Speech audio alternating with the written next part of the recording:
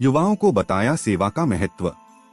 साध्वी महालक्ष्मी सुबह बगीचे में जाकर कबूतरों को दाना खिलाती थी। यह उनका प्रतिदिन का नियम था। शेष समय वह अध्ययन और आध्यात्मिक चर्चा में व्यतीत करती थी।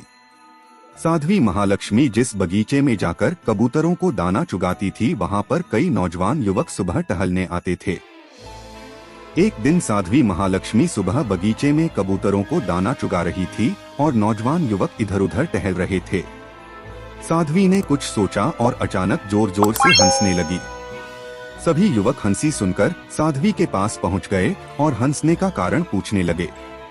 साध्वी बोली, मैं इसलिए हंसी कि जिस धरती पर तुम जैसे सजीले, सुंदर और बलिष्ठ नौजवान हो, वह धरती कितनी भाग्यशाली है। मेरी हंसी वास्तव में ईश्वर के प्रति आभार है। युवक यह सुनकर बहुत खुश हुए। साध्वी फिर से कबूतरों को दाना चुगाने में व्यस्त हो गई।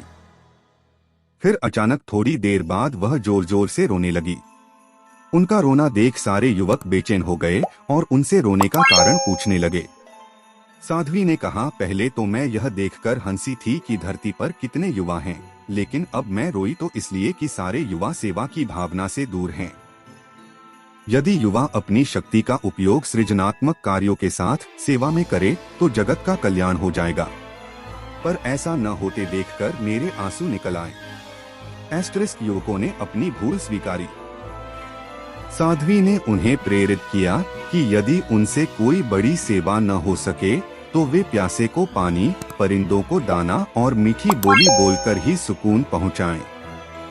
वस्तुत युवावस्था की ऊर्जा को सत्कार्यों में लगाना आत्मिक शांति का वाहक तो बनता ही है, समाज को सकारात्मक परिणाम देकर उसकी उन्नति का मार्ग भी खोलता है।